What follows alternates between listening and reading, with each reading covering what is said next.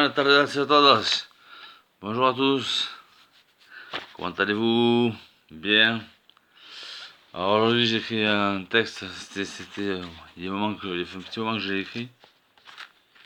Je me suis dit pourquoi pas vous le faire vous le faire partager. C'est sur la fragilité de l'homme.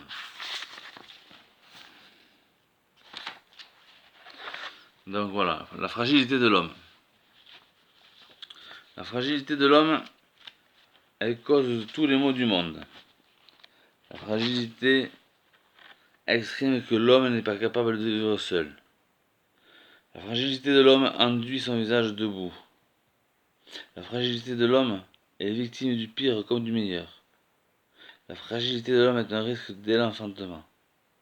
La fragilité de l'homme entrave sa propre liberté intérieure. La fragilité de l'homme peut déclencher une maladie. La fragilité de l'homme peut le faire tomber de très haut.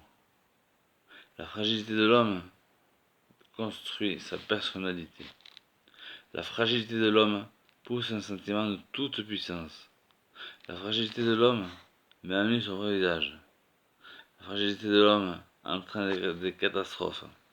La fragilité de l'homme peut le rendre violent. La fragilité de l'homme augmente son courage.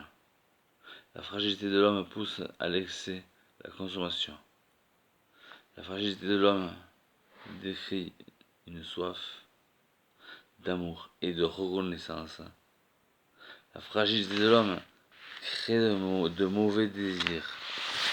La fragilité de l'homme peut faire peur.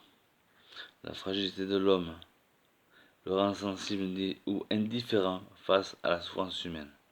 La fragilité n'est pas anodine.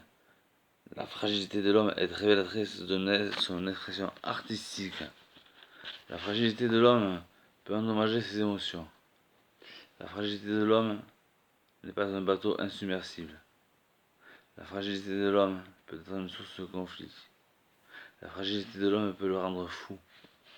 La fragilité de l'homme doit être parfois purifiée. Conclusion. La force de l'homme se déploie dans sa propre fragilité, car l'homme ne peut pas vivre sans raison. Pourquoi?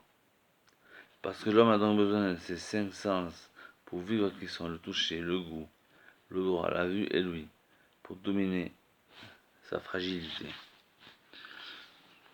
Je vous remercie. Ciao, ciao, à bientôt. Adios, amigos.